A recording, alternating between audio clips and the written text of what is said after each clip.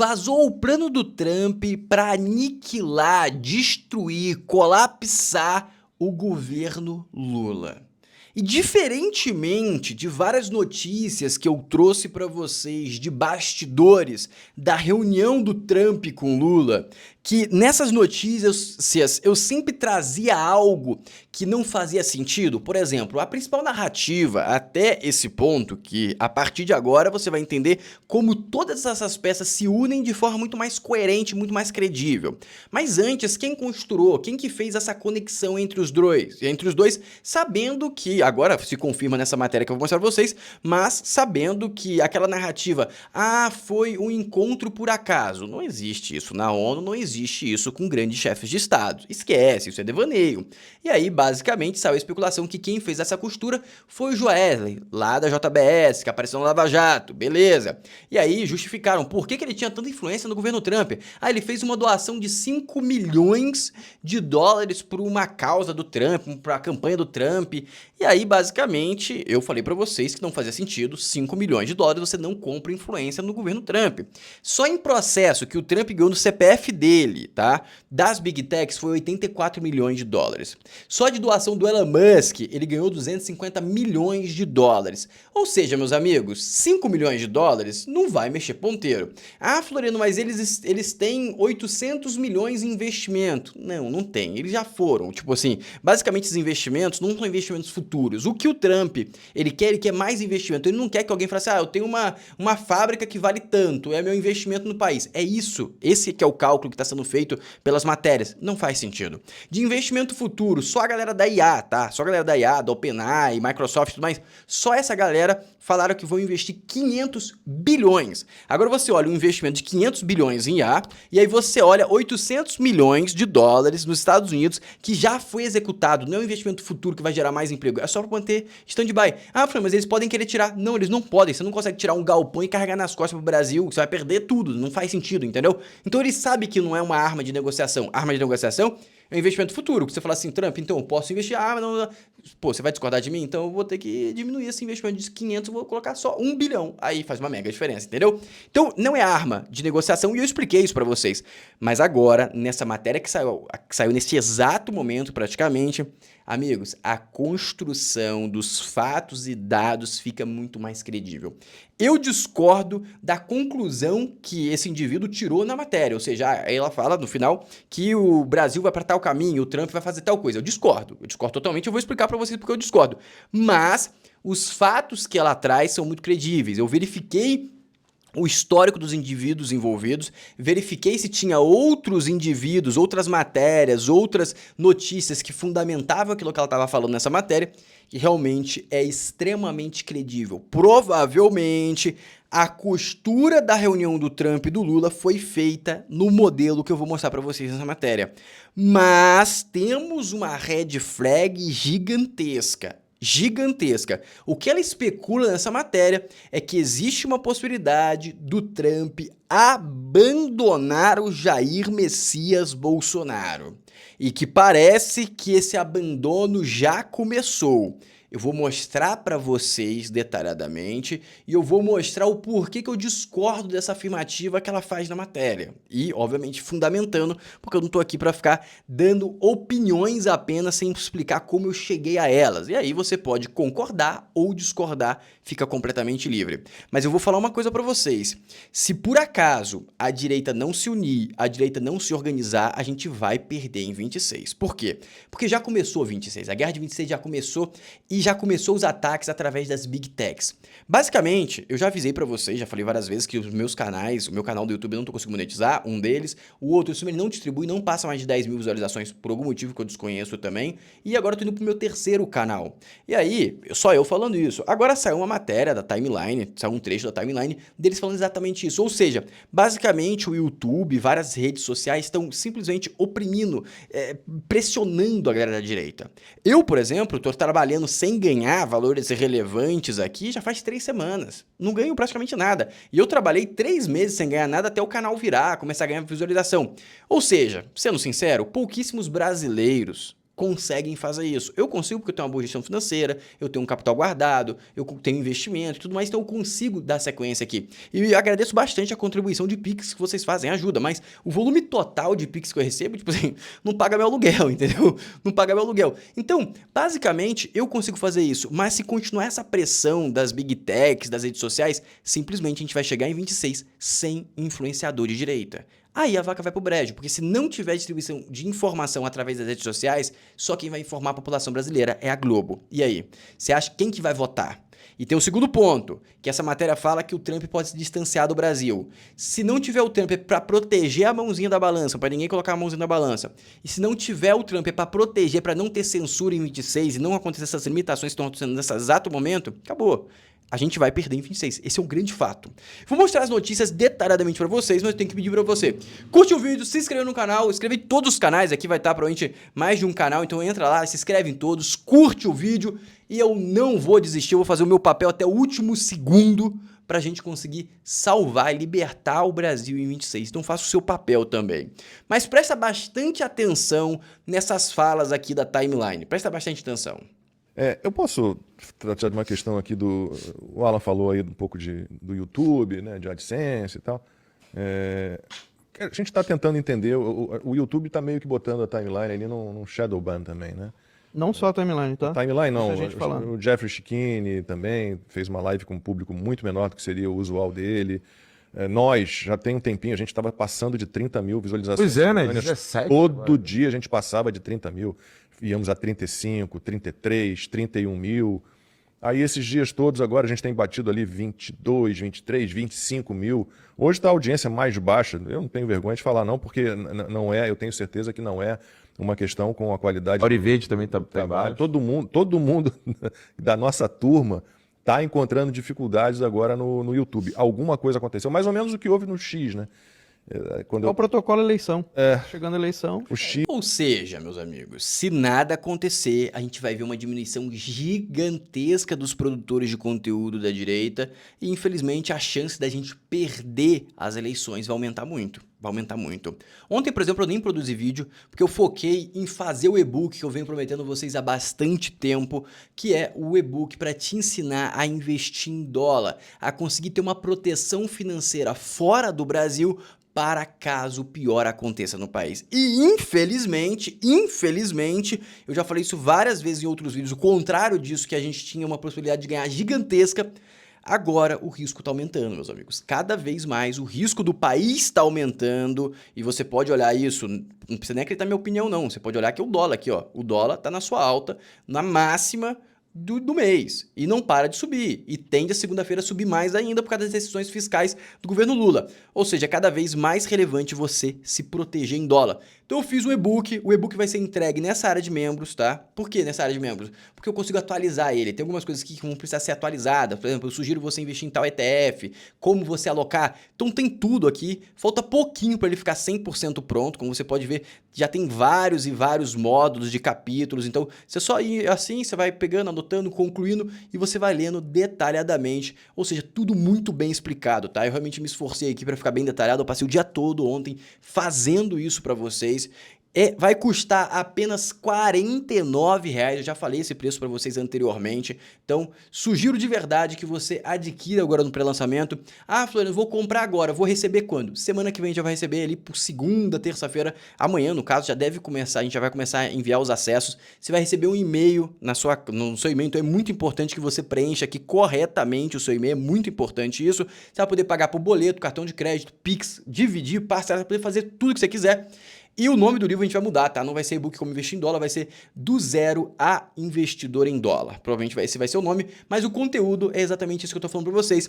Ou seja, só você escanear o QR Code aqui, você vai conseguir fazer a aquisição e também tem um link aqui na descrição.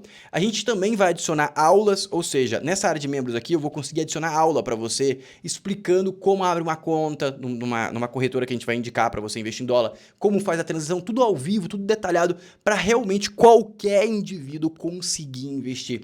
E sendo sincero, é muito importante que você se proteja, tá? Porque se alguma coisa muito ruim acontecer, você tem uma crialinha ali em dólar, você consegue recomeçar a sua vida, você consegue ajudar terceiros, você consegue se reposicionar. Além de ser uma proteção para quem tem um patrimônio muito grande, também vai ajudar bastante. Então fica o meu convite aqui, pré-lançamento, apenas R$ 49,90. Eu espero de verdade ajudar vocês. E esse e-book, eu vou melhorar ele, por exemplo, achei que senti falta disso, ou isso aqui não está bem feito, não ficou muito claro isso aqui, a gente consegue atualizar, e aí quando você abrir de novo, já vai estar atualizado.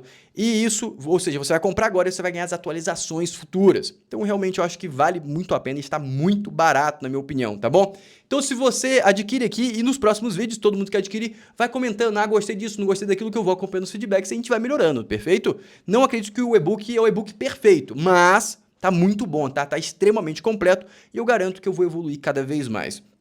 E agora o último pedido, a gente vai começar já com o pé direito, já falando do Brasil, do STF e indo para a questão do Trump e do Lula.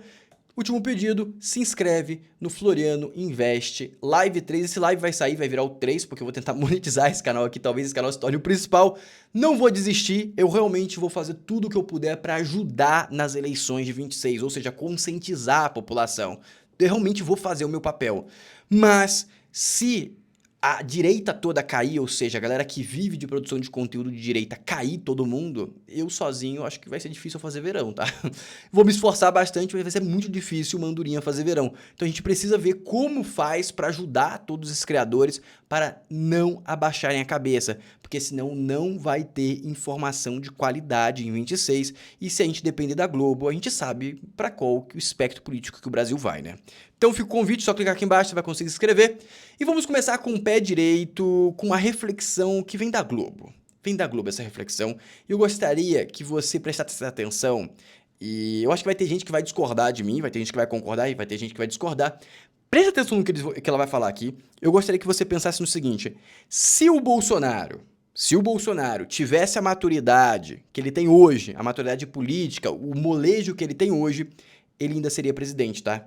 Se na época que ele ganhou, ele tivesse tido o molejo que ele tem hoje, ele ainda seria presidente, teria sido um dos maiores presidentes do país, no sentido de mudar realmente. O governo do Bolsonaro foi muito bom, ele mudou muita coisa, mas ele poderia ter assinado o nome na história do Brasil, como o Trump está assinando o nome dele agora na história americana e na história do mundo também. Mas preste atenção na análise que ela faz aqui, que eu achei interessante. E aí eu me lembrei, todos nos lembramos, não foi só eu, da célebre frase do ministro Barroso, que marca uma outra era geológica no Supremo Tribunal Federal, em que eles colidiam, eles brigavam no meio da sessão, os placares eram 6-5, 6 para um lado, 5 para o outro, e ali era o auge da treta por causa da Lava Jato, eles estavam se detestando. Cada um enxergava de um jeito a questão. Isso, quero relembrar essa frase que eu uso até hoje para me referir a alguém,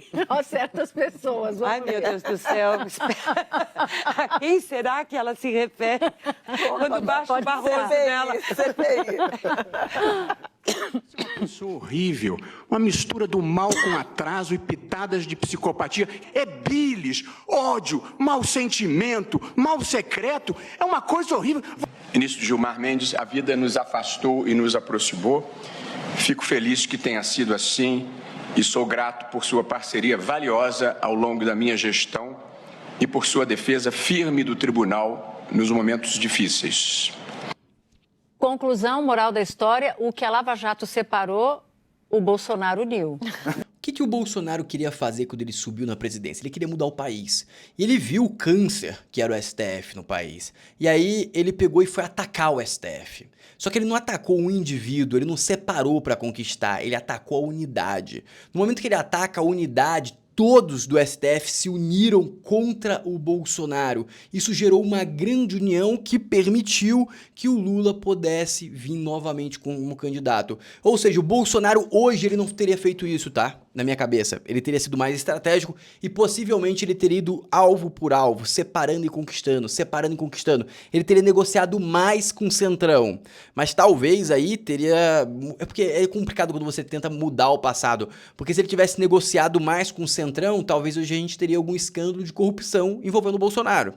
Então é complicado, tá? A situação do Bolsonaro naquela época era muito complicada, mas a frase que ela coloca, o que a Lava Jato separou, o Bolsonaro uniu, eu acho que tem um fundo de verdade. Qual que é a sua opinião, tá? Sua opinião. Entende o seguinte, isso aqui não é uma crítica ao Bolsonaro, isso aqui é uma leitura. O Bolsonaro, eu acho que ele veio com muito bom coração em um ambiente muito sujo. E se você chega com um bom coração em um ambiente sujo, você tende a acabar não conseguindo fazer nada e ainda se sujando porque o ambiente é muito sujo. Então, você tem que ir com mais cautela, vamos dizer assim. Eu acho que faltou essa cautela no Bolsonaro.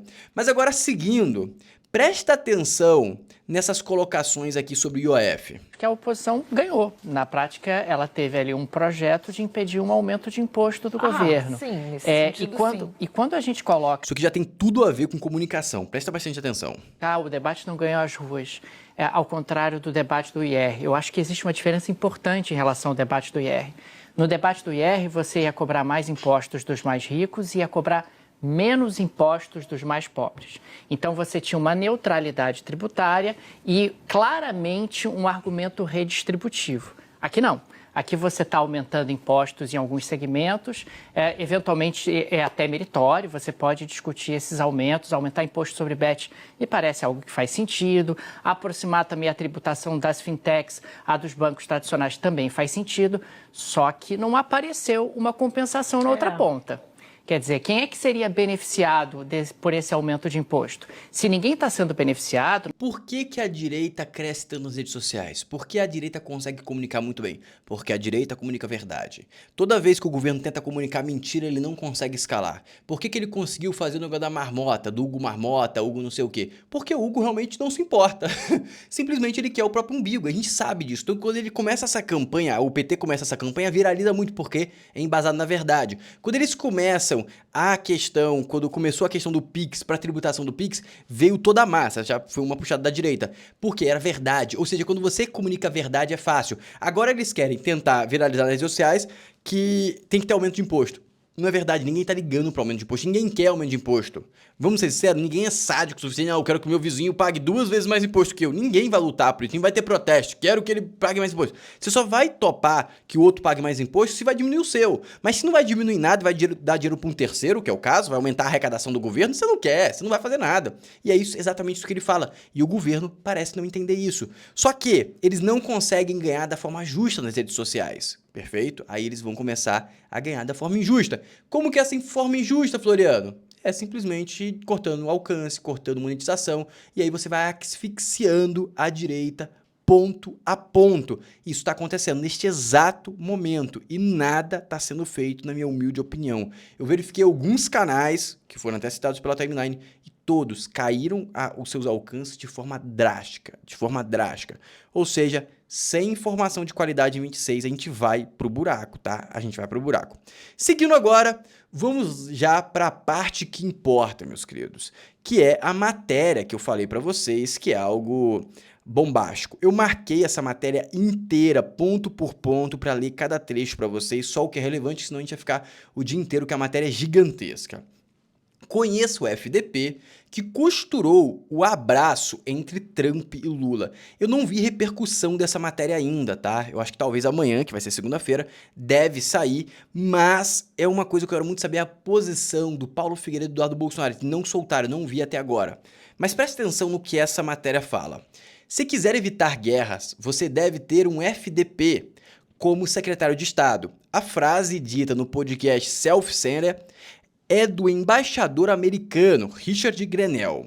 No fim de 2024, ele tentava convencer o recém-eleito presidente dos Estados Unidos, Donald Trump, de que era candidato mais que qualificado para comandar o Departamento de Estado, órgão diplomático de Washington. Por FDP, Grenell descrevia como negociar. Eu coloquei vermelho porque essa parte é muito relevante, tá? Isso aqui para mim é muito importante.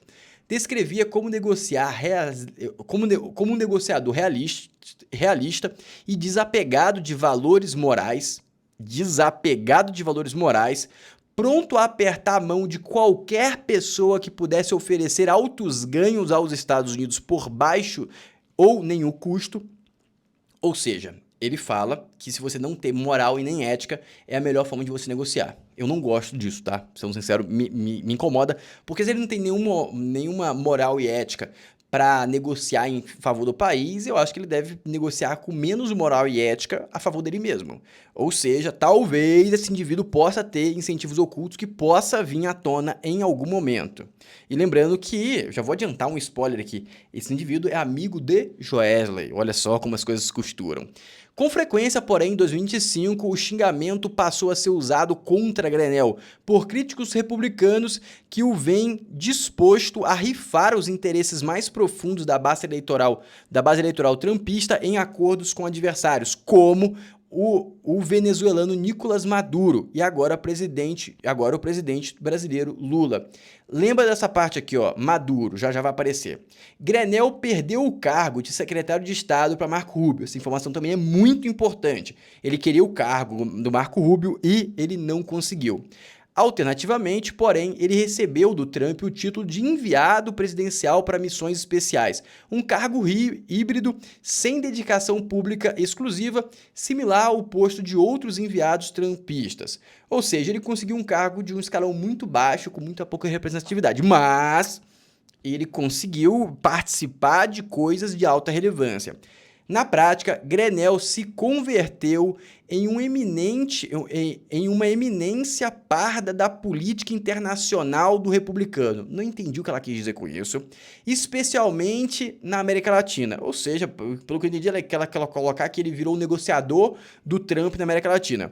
E foi nessa posição, em uma série de ao menos 4 reuniões secretas com o chanceler brasileiro Mauro Vieira e o assessor presidencial Celso Amorim, que o UOL revela agora que Grenell ajudou a desfazer o maior nó diplomático da história da relação entre Brasil e os Estados Unidos. Agora ela vai falar quem é o Rick Grenell. Primeiro, eu validei tudo que ela falou aqui, é real, tá? O Grenell é um cara sem escrúpulos, o Grenell foi o cara que negociou, fez um link. Esse ano ainda, tá? Esse ano, com o Maduro, ele conseguiu colocar as empresas americanas para começar a explorar o petróleo venezuelano.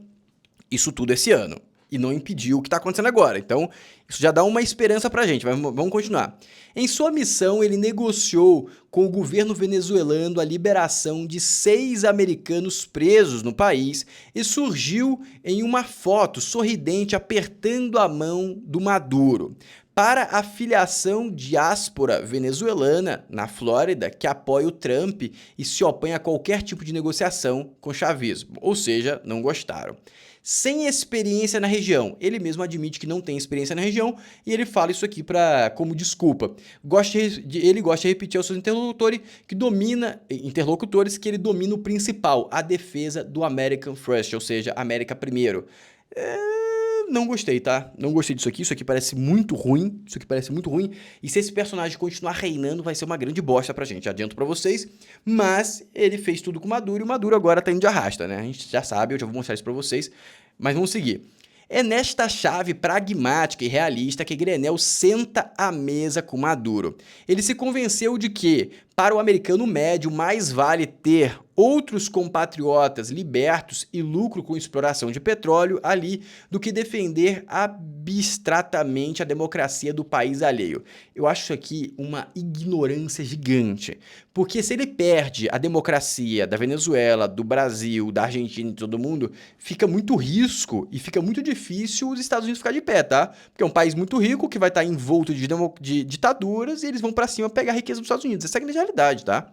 E se a Venezuela dominou a sua atenção nos primeiros 6 meses de governo, a partir de julho, Rick, como é conhecido em Washington, começou a voltar a sua atenção ao Brasil. Com o passar das semanas de crise, resolveu entrar entrar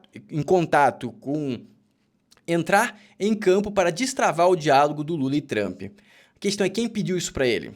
Teoricamente, foi o Joesley Batista. Vamos lá. Sem falar uma palavra de português e sem nunca ter pisado antes no Brasil, Grenell comandou uma aproximação que iniciou ao menos 3 conversas com autoridades brasileiras antes do abraço entre Lula e Trump em setembro na sede da ONU, e mais uma antes do telefonema de ambos no último dia 6. Conseguiu compreender? Esse cara costurou. E isso aqui tem credibilidade, tá? Eu verifiquei. A chance disso aqui, verdade, é muito alta. Agindo com autorização do líder da Casa Branca, mas sem coordenação com o Rubio, ou seja, sendo oposto ao Rubio, mas com autorização do Trump, Grenell se encontrou pela primeira vez pessoalmente com Amorim em Nova York, no dia 22 de setembro. No encontro, Grenell assegurou a Amorim que o Trump gostaria de cumprimentar o Lula pela primeira vez e ouviu do assessor presidencial que o brasileiro também desejava o encontro, que de fato aconteceu 9h45 naquele dia 23 nos bastidores da ONU. E embora tenha se dito surpreso, eu falei que isso era impossível ter acontecido de surpresa, mas beleza. A posterioridade, ao sair do palco da Assembleia Geral, na manhã daquela terça-feira, Lula já sabia que o Trump o esperava na sala, usada pelo secretário-geral da ONU, Antônio Guterres, beleza? Conforme o script repassado pelo Grenell e Amorim no dia anterior. Por isso que o Trump permitiu essa foto. Foi uma prévia já. Já Rubio, sentado no plenário, não esboçou nem mesmo um sorriso ao ouvir seu chefe, discursando, olha só, de improviso no plenário da ONU, ao anunciar ótima química que acaba com ter com o Lula. Uma coisa, ele não ter expressado em uma reunião não quer dizer que ele não sabia, tá? Eu acho muito pesado se ele não soubesse, mas eu acho que talvez ele pudesse saber. Até a véspera do encontro entre o presidente, valia a palavra de Rubio, isso aqui é porque isso aqui tá no site da esquerda. Então, toda a leitura que eles fazem, eles vão fazer da esquerda, beleza? Ou seja, vão querer diminuir. Então, segundo eles, o Rubio não sabia de nada, que prometerá que os Estados Unidos responderiam adequadamente ao que qualificou de caçada às bruxas Jair Bolsonaro, em referência à condenação do ex-presidente por tentativa de ataque ao Estado de Direito, lá do golpe. Na quarta, dia 24, Grenell se reuniu também em Nova York com o Mauro Vieira, mais uma vez em segredo. A possibilidade para destravamento da negociação entre o Brasil e os Estados Unidos e oportunidades comerciais no setor de carnes e café e maquinários. Esse foi o assunto dessa reunião secreta que ele teve com o Mauro Vieira, beleza? Trump estava particularmente preocupado com a questão da regulação das Big Techs do Brasil. Isso foi o que o Grenell falou também para Vieira. Simplesmente quem deu esse furo aqui muito provavelmente foi o Vieira e o outro cara lá, outro diplomata lá, tá beleza? Simples de solucionar, desde que a empresa, porque ele também falou que ele queria aqui, ó, e que gostaria de ver a rede Hubble, parceria do Trump social, do Trump, que ele voltasse ao ar ao Brasil. E aí, basicamente, o Mauro Vieira falou que isso é muito fácil de solucionar, só ter um representante legal no Brasil, e citou o exemplo do Elon Musk, que tem representante legal e não tem nenhum problema no X mais no Brasil. Recado que o próprio Trump repetiria no dia 6, depois do telefonema ao Lula. Vamos começar a fazer negócios com o Brasil, disse o líder da Casa Branca. Era o desfecho para um movimento que ele havia detonado cerca de 10 dias antes. Ou seja, teve muita conversa antes desse encontro. E olha só, o Grenell e mais 5 pessoas desembarcaram no Rio para uma parada de menos de 24 horas. Aí teve a reunião com o Mauro Vieira. Isso aqui foi 15 de setembro. Ou seja, a construção que a gente viu na ONU acontecia há muito tempo atrás. E aí minha pergunta é, será que o Paulo Figueiredo sabia? Será que o Eduardo Bolsonaro sabia? Será que a direita sabia ou foi pego de surpresa? Essa é uma pergunta boa. Do Rio, o Grenell seguiu para Assunção, no Paraguai. Por que eu coloquei esse trecho? Porque eu verifiquei isso. Realmente o Grenell teve no Paraguai, e realmente o avião do Grenell desceu no Brasil, ou seja, tem muita possibilidade disso tudo ser verdade. Tá bom? Seguindo. A condição de Bolsonaro em prisão domiciliar foi brevemente mencionada em reunião em Vieira no dia 15. Grenell se satisfez em ouvir do Monteiro que a questão cabia ao judiciário, sem interferência do executivo. Ou seja, isso aqui é complicado, porque isso aqui pode ser uma sinalização de abandono. Não acho que é altamente provável, mas a gente tem que ficar alerta.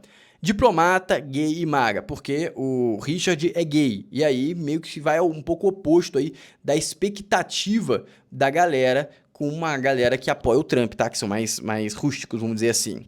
Grenell e Joesley. Sua atuação na Venezuela tem gerado críticas públicas de apoiadores de Rubio, que têm optado por uma via menos diplomática, sob a estratégia do Departamento de Estado, Departamento da Guerra. As Forças Armadas dos Estados Unidos já bombardearam ao menos 4 barcos no Caribe, supostamente pertencentes a narcotraficantes venezuelanos. Supostamente, canal de esquerda, né, como vocês bem sabem. Grenell diz a interlocutores que vê na estratégia radicalização ideológica e risco de guerra, o que não interessa aos eleitores trumpistas críticos das chamadas guerras sem fim, como ficaram conhecidos os conflitos do Iraque e Afeganistão. Beleza, o que eu quero mostrar para vocês? Isso aqui, ó. Simplesmente a opinião do Grenell foi jogada no lixo, porque o Maduro ofereceu riqueza, ofereceu tudo para os Estados Unidos e simplesmente não foi aceito. Ou seja, o Grenell não está com essa bola toda, mas conseguiu costurar um encontro, conseguiu costurar umas falas positivas do Trump ao Lula.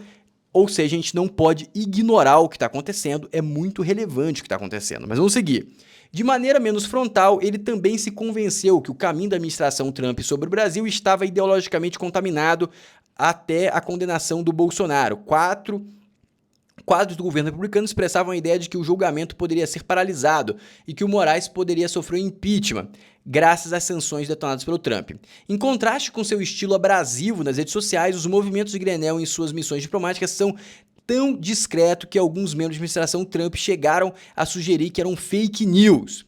E aí, basicamente, aqui entra a parte do Joesley Batista, que teve influência, justifica os investimentos aqui de 800 milhões e 5 milhões de dólares, para mim não faz sentido, mas eles têm uma influência e uma amizade grande com o Grenell. Aí faz sentido porque eles podem estar estimulando o Grenell de uma forma diferente, né? Eles podem estar estimulando de uma forma mais oculta, vamos dizer. E a gente já viu isso anteriormente. Vou pular uma parte para o vídeo não ficar muito longo.